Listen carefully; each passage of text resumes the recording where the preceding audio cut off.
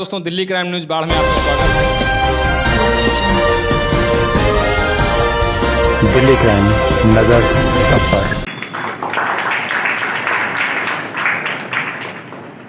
ग्रामीण क्षेत्र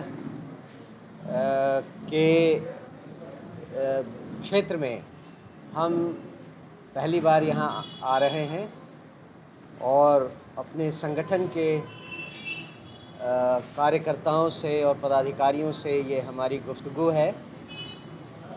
मेरे साथ पार्टी के महासचिव श्री सुभाष कुशवाहा जी भी साथ में हैं और पटना ग्रामीण क्षेत्र के हमारे अध्यक्ष वो भी हमारे साथ हैं।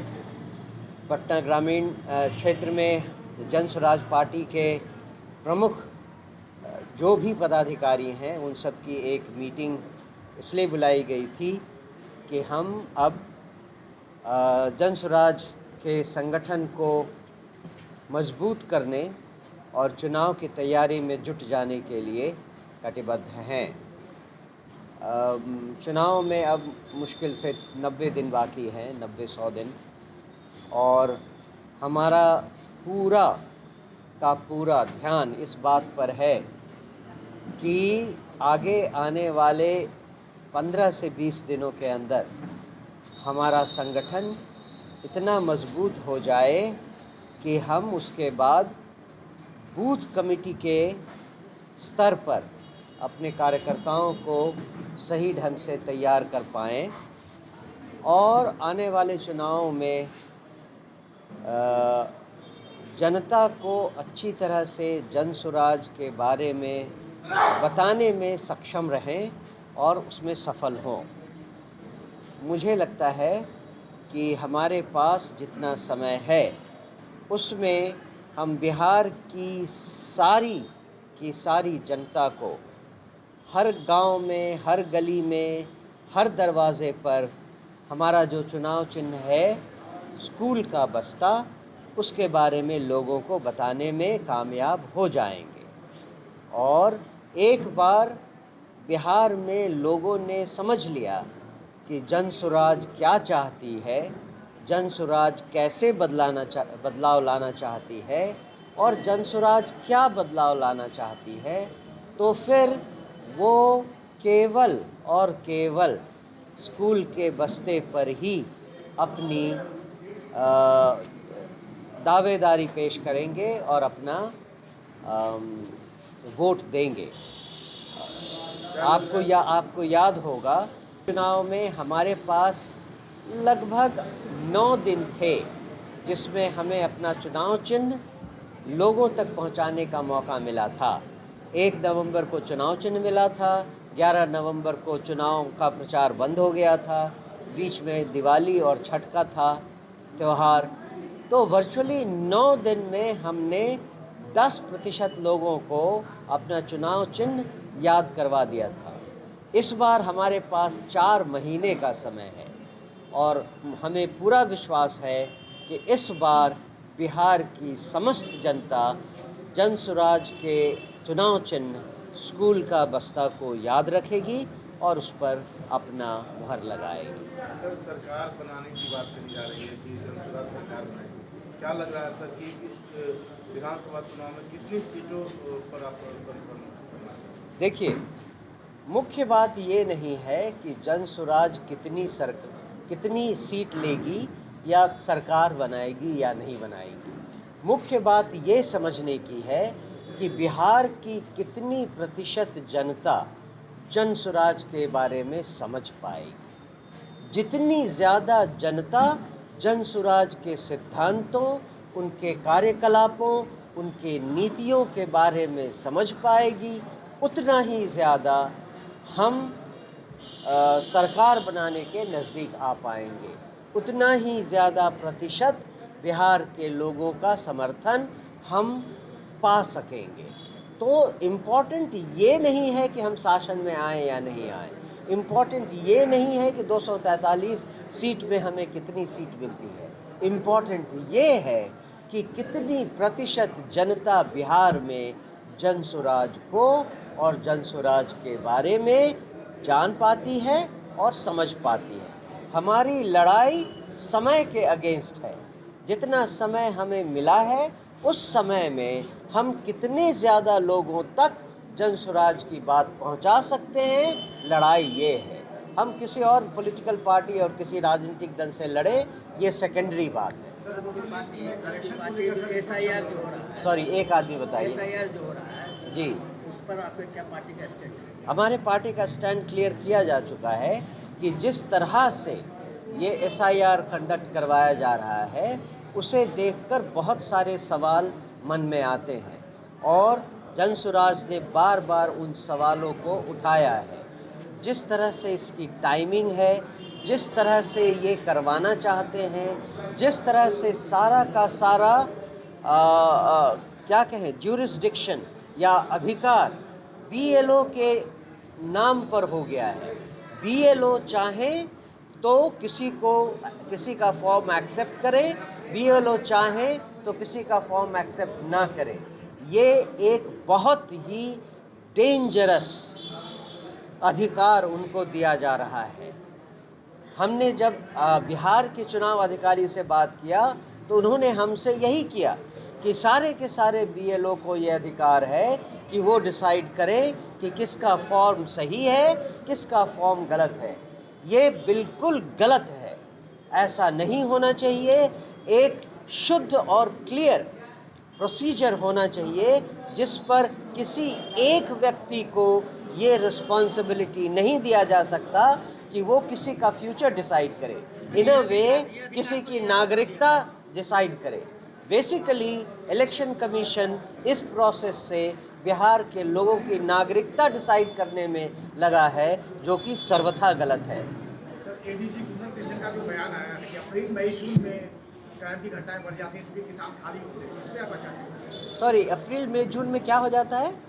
अपराध की घटनाओं में बहुत वृद्धि हो जाती है क्योंकि किसान इस समय खाली होते हैं। देखिए, मुझे पता नहीं आपने क्या किसी ADG कुंदन कृष्ण। हाँ, तो मुख्य बात ये है कि यहाँ की सरकार, बिहार की सरकार कानून व्यवस्था को स्थापित करने में बिल्कुल नाकामयाब रही है और उसके लिए वो तरह तरह के बहाने बना रही है। भाई, कभी किसान खाली रहेंगे तो किसी जगह आप कहेंगे कि बेरोज़गार बहुत हो गए हैं, किसी समय आप कहेंगे कि बिहार से लोग बाहर नहीं जाके रोज़गार ढूंढ पाए इसलिए कानून व्यवस्था ख़राब है। ये कोई आर्ग्यूमेंट है? ये कोई भी लॉजिकल सरकार और सरकार के ऑफिसर या सरकार के नेता ऐसा स्टैंड लेंगे, ये सोचने के भी लायक बात नहीं है। ये तो केवल अपनी गलतियों को, अपनी कमियों को छुपाने के लिए तरह तरह के बहाने हैं। ये बात बिल्कुल सच है कि जिस तरह की घटनाएं बिहार में आए दिन हो रही हैं, लगभग हर रोज़ कम से कम 1 या 2 मर्डर, बलात्कार और पता नहीं क्या क्या चीज़ की घटनाएं आ रही हैं, ये तो नोटिस में आ रही हैं। सोचिए कितनी घटनाएं हो रही हैं जो नोटिस में नहीं आती। आप देखिए कि कोई लाश 1.5 महीने से पुरानी सड़ी हुई है, वो अभी निकल कर सामने आ रही है। पता नहीं ऐसी कितनी लाशें कहाँ दबी पड़ी हुई हैं जिसको कि बिहार की कानून व्यवस्था उजागर नहीं कर पा रही है। ये इनकी नाकामयाबी है और बेशर्मी की हद है अगर वो किसी तरह के बहाने बनाते हैं। अच्छा, पलायन पर आपका पलायन जो मजदूर जाते हैं दूसरे राज्य में, पलायन को लेकर बिहार के नेताओं ने, इंक्लूडिंग बिहार के मुख्यमंत्री ने ऐसे वक्तव्य दिए हैं मानो बिहार से पलायन होना उनके लिए गर्व की बात है। ये बहुत ही शर्म की बात है और बिहार के नेताओं के साथ साथ अब बिहार की जनता को समझना होगा कि अगर बिहार से युवा लड़के, युवा व्यक्ति पलायन कर रहे हैं, 10-12 हज़ार रुपए की नौकरी के लिए कोई चेन्नई जा रहा है, कोई मुंबई जा रहा है, कोई सूरत और अहमदाबाद जा रहा है, तो ये बिहार के लिए गहरे शर्म की बात है। और बिहार की सरकार एक बार फिर नाकामयाब रही है इन सारे युवाओं को बिहार में रोज़ी रोज़गार मुहैया करवाने में। और ये उनकी नाकामयाबी अब बिहार की जनता कभी एक्सेप्ट करने वाले नहीं है। सर, आपकी इस बार की जो पार्टी में है, गठबंधन में आएंगे या स्वतंत्र 243 से लड़ेंगे? जन स्वराज ने पहले भी कहा है, आज भी कहते हैं और बाद में भी आपसे हमेशा कहते रहेंगे, हम न तो कोई प्री पोल अलायंस के लिए तैयार हैं, न ही कोई पोस्ट पोल अलायंस करेंगे। एक बात फिर से मैं दोहरा दूं, अलायंस वो लोग करते हैं जो शासन में आने के लिए बेचैन होते हैं। हम शासन में आने के लिए बेचैन नहीं हैं। हम इस बात के लिए बेचैन हैं कि बिहार में कितने लोग अपनी गरीबी और बर्बादी का कारण समझ पाते हैं और उसको दूर करने के लिए एक नया विकल्प ढूंढने के लिए तैयार हैं। सर, नीतीश सरकार ने 125 यूनिट फ्री बिजली देने की जो घोषणा की, इस फ्री बीज बांटा जा रहा है यहाँ, क्या कहना है सर? आप उनसे पूछिए, आप तो पत्रकार हैं, कि अगर 125 यूनिट बिजली उनको फ्री करनी थी तो ये घोषणा 4 साल पहले क्यों नहीं किया? 20 साल से वो सरकार में है। अगर ये उतने ही उदारवादी हैं तो 20 साल पहले उनको ये करना चाहिए था। 20 साल तक आप बिहार की गरीब जनता को क्यों परेशान करते रहे? और आज क्या कंपल्शन हो गया कि आपके पास 125 यूनिट देने के लिए इतनी ज़्यादा धनराशि हो गई है? यह सवाल होना चाहिए कि नहीं होना चाहिए? जब कभी वो अब किसी भी तरह का स्पेशल कोई अनाउंसमेंट करते हैं तो आप पत्रकारों को ये पूछना चाहिए कि ये अनाउंसमेंट आपने 20 साल पहले क्यों नहीं किया? अगर आप इतने उदारवादी हैं तो 20 साल से आप सरकार चला रहे हैं, अभी क्यों? ये सवाल पूछना चाहिए। आपको लगता है, आपको क्या लगता है क्यों किया गया है? ये तो आप बताइए, ये हम क्या बताएं? ये तो आप जानते हैं और बिहार की हर जनता जानती है कि ये क्यों किया गया है। प्रशांत किशोर जी नवंबर में नीतीश कुमार के राजनीतिक विधायक की भविष्यवाणी कर रहे हैं, तो क्या आधार है उनका, क्या कहना चाहिए? आधार सिंपल है, एक तो उनका दिलो दिमाग काम जगह पर नहीं है और काम नहीं कर रहा, दूसरे उसके कारण अफसरशाही का ये जंगलवाद शुरू हो गया है बिहार में, जिसके कारण कानून व्यवस्था और भ्रष्टाचार अपने चरम सीमा पर है, जिसके कारण ये जो रिजीम अभी का है ये महाजंगल राज के नाम से जाना जाने लगा है। और तीसरा कारण ये है कि बिहार की जनता 20 साल से उनको भुगत रही है, इस बार और उनको मौका देने वाली नहीं है। इसीलिए चाहे कोई आए न आए, चाहे कोई जाए न जाए, नीतीश कुमार को वापस बिहार की जनता एक्सेप्ट करने वाली नहीं है। क्या लग रहा है, प्रधानमंत्री का दौरा लगातार बिहार की ओर अभी ज़्यादातर देखा जा रहा है, कल का ही उनका बिहार में फिर दौरा, क्या लग रहा है बिहार विधानसभा चुनाव को लेकर उनको लग रहा है कि एनडीए की सरकार इस बार नहीं? आप ज़रा प्रधानमंत्री के बारे में ये सवाल उठाएं कि पिछले 11 साल में जब से वो प्रधानमंत्री हैं, बिहार के विकास के लिए उन्होंने कितने घंटे की मीटिंग दिल्ली में करवाई है? बस इतना सवाल पूछ लीजिए। चुनाव के आसपास वो 25 बार आ जाएं, इससे क्या ये समझ में आ जाएगा बिहार की जनता को कि वो बिहार के विकास के लिए कटिबद्ध हैं? बिल्कुल नहीं, क्योंकि बिहार के विकास के लिए तो उन्होंने कभी कुछ किया ही नहीं। अगर एक रेलवे ट्रैक को सिंगल लेन से डबल लेन कर दिया जाता है और एक मखाना बोर्ड दे दिया जाता है तो इससे क्या बिहार में वो विकास होगा जो गुजरात में एक गिफ्ट सिटी बनाने से होता है, या सेमीकंडक्टर फैक्ट्री लगाने से होता है, या बुलेट ट्रेन शुरू करने से होता है? इन दोनों में कोई कंपैरिजन आप देख रहे हैं? कोई तुलना नहीं है। बिहार को वो नरेंद्र मोदी मजदूरों को सप्लाई करने वाली एक फैक्ट्री मानते हैं और गुजरात में उन फैक्ट्री को खोलने वाली जगह मानते हैं। ये अंतर है और बिहार की जनता ये समझ गई है, चाहे वो कितनी बार भी बिहार विजिट करें। सरकार बनते ही साल भर में 50 लाख जो बाहर गए हुए हैं बिहार से, उनको वापस लाने की बात आप लोग करते हैं, तो किस आधार पे कहा जा रहा है? बहुत आसान तरीके हैं, अगर उसको इम्प्लीमेंट करने के लिए हृदय में शक्ति और ईमानदारी हो।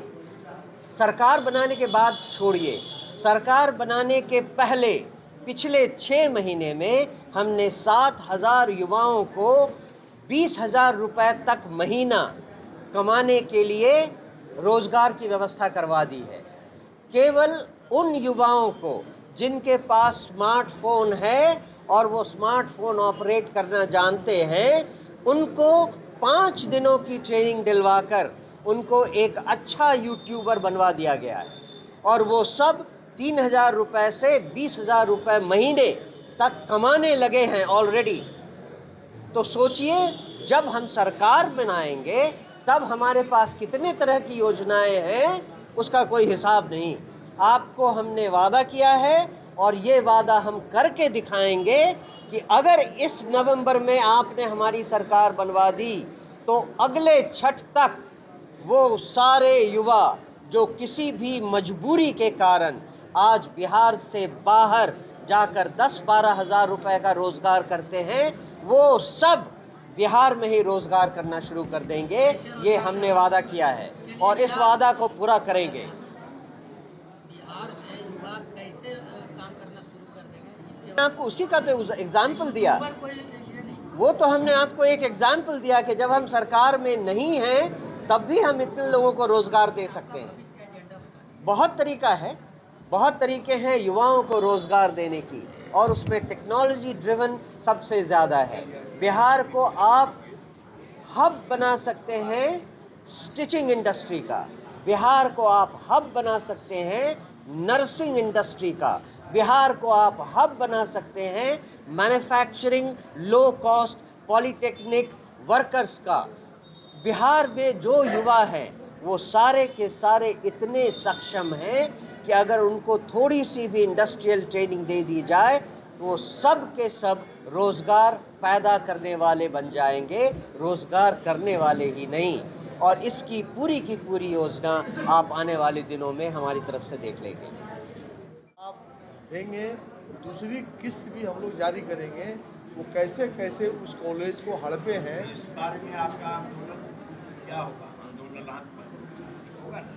देखिए, इसमें आंदोलन करने का जगह ही अभी नहीं है, क्योंकि उन्होंने तो खुद जवाब नहीं दे रहे। जवाब दे तब ना उस पर कुछ फैसला लिया जाए। क्या 10 रहेगा? बीजेपी ये सीधा दोषी है, जवाब नहीं दे रहे। सीधा दोषी है, तो भारतीय जनता पार्टी के जो व्यक्तिगत उजागर हो रहा है ना। आप बहुत बड़ा साफ सुथरा छवि के व्यक्ति हैं, तो प्रधानमंत्री जी तो कल आ रहे हैं, साझा मंच भी करेंगे, तो उनको मोतिहारी में जा रहे हैं प्रधानमंत्री जी, तो उनको तो बताना होगा ना कि आपके प्रदेश अध्यक्ष कितना साफ सुथरा व्यक्ति है। तो कोई इस पर बोलने के लिए तैयार नहीं है, इसका मतलब आप दोषी हैं। अब इससे ज़्यादा क्लियर कट विषय कुछ नहीं हो सकता। क्या नाम हुआ? मेरा नाम सुभाष सिंह कुशवाहा। जन स्वराज का बिहार में सरकार बनाने का अंतिम अथक प्रयास करें। क्या नाम हुआ? महेश प्रशासन।